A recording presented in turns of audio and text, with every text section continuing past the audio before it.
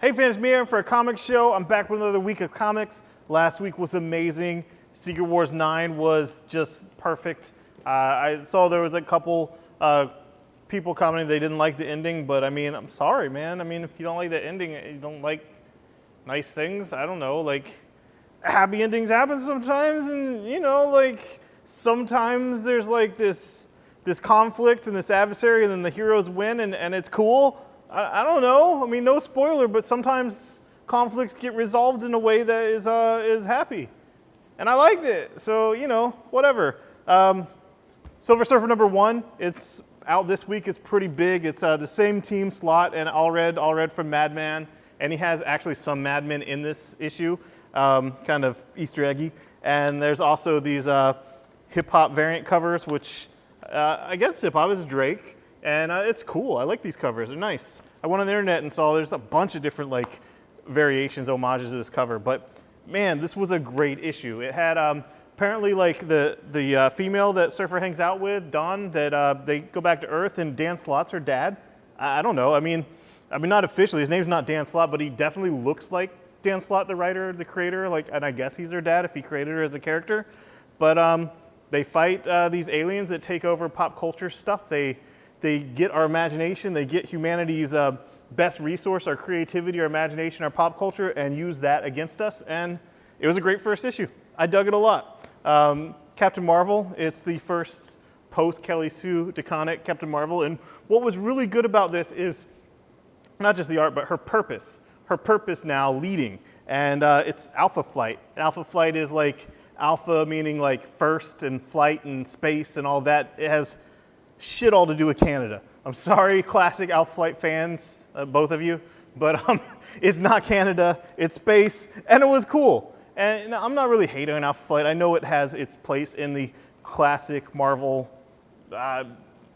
age of comics, that era, and you know, I dug it. I dug Puck and all that, and North Star, but you know, this is cool. This is neat. There's not an Alpha Flight comic. It's called Alpha Flight. It's in space. I'm digging it. Deadpool. $20.99. The only thing that could have made this better is if this was an actual foil cover, because it's like a mock foil cover.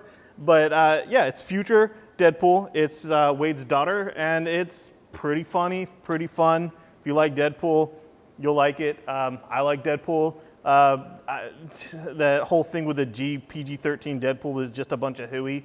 I mean, just tell your kid, sorry, you can't watch that. You know, like you have to. If you're old enough to find a way around it, then you can watch it. If you're not old enough to find it, like, here's the thing. Like, when I went and saw, like, this is gonna date me, but Aliens 3, that's when I figured out at the theater I could buy a ticket for any movie and then just go to the movie I actually wanted to see. And if you're too young to figure that out, oh well, you don't get to see the movie you want to see because you're not resourceful enough. And no, we're not gonna change movie ratings just for, like, some little 8-year-olds and their moms. Like, sorry, it's not how the world works, you know?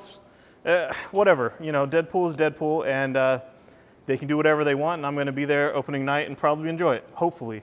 Trailer looks great.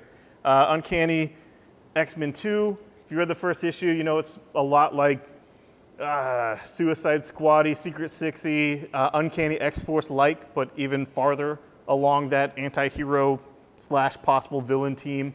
And it was pretty hardcore. There was a lot of action in the first issue, a lot in this issue. And I'm not going to spoil what happens, but there was some death and whatnot, and it was fun. And finally, Star Wars. This is another one of those one-shots with Ben Kenobi on Tatooine before A New Hope. You can see like he's starting to get some gray temples here. And it did have the interaction that I wanted from the last one, which is Uncle Owen and Ben coming at each other. Like, come at me, bro. It really happened in this issue, and I liked it a lot. And it was kind of cool to see a young Luke. It made me happy that that wasn't the Luke we saw in any of the movies, because he was a little bit kind of Annie-like from Phantom Menace. But it was cool. It's just one issue of a comic, and it was fun. And it gave a lot of depth to Obi-Wan and his relationship with that family and why he never intervened. And moving on to DC, Legend of Wonder Woman. It is a miniseries origin for her. I think it's been digital first, whatnot. I don't care. I got a full story here that was fun, and it's a miniseries, and It's retelling her origin in a new, different way, but it seems to stay very true to the mythos, to all the Greek myths and mythological characters and gods and goddesses and all that stuff. And I enjoyed it. I liked it. I'm going to read it to my daughter. So it's not a kid's book. It's rated teen, but you know, whatever. My daughter's a big girl. She's 5 now. I can read her that. And Poison Ivy, The Cycle of Life and Death. This was really good. I love the art. I'm a big Clayman fan, and it was nice to see Poison Ivy get a lot more depth to her character. She's an anti-hero, but why? What motivates her other than like she likes plants, you know? Like I get it. She has her past that, and they can't really dive into that when she's just a supporting character, and it's here. And in this one, Harley's a supporting character, so it kind of flipped from Harley's book where she's a supporting character most of the times. And I liked it. It was a great first issue. And Batman 48.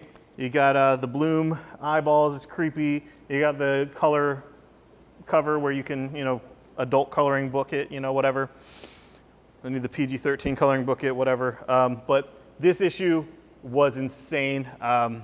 It opens with that cliffhanger from last issue that I still don't feel like spoiling it because it's, yes, it was last issue, but it's Scott Snyder's like masterwork, and he's sitting on the bench with the other guy, and they have a full conversation that is just creepy, and then everything breaks loose, and we see Bruce Wayne spring into action, and it's awesome, and I really dug it. And the DKIII Master Race, the second one in hardcover is out. It's the spine makes a picture, and the last one will have a slipcase, and they got Jim Lee. They're like, all right, Jim Lee, you got to do these covers for us.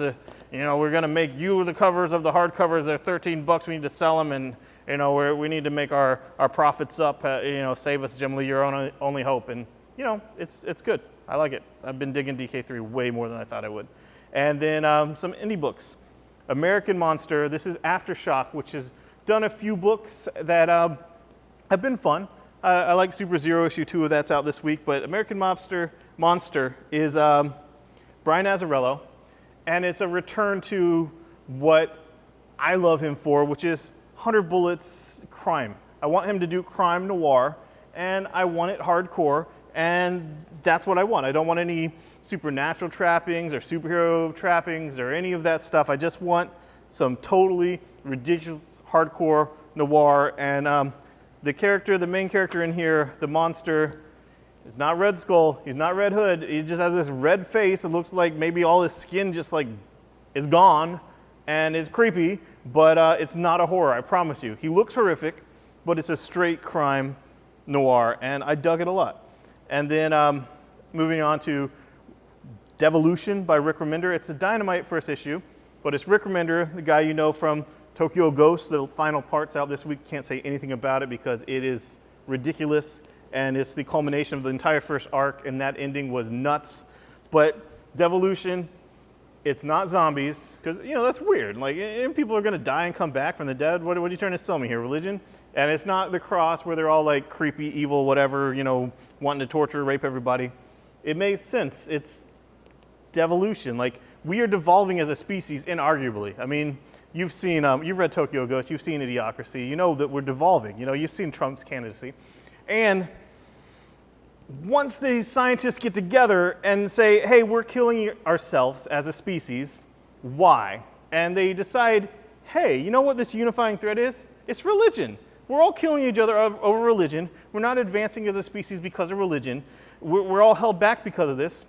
And the part of the brain that believes in a god or whatever abstract god or believes in religion is something we can kill off. We can kill off with this bomb. And so they kill off this part in everyone's brain is the part where we can believe in a god, and it devolves everyone into these crazy cave people.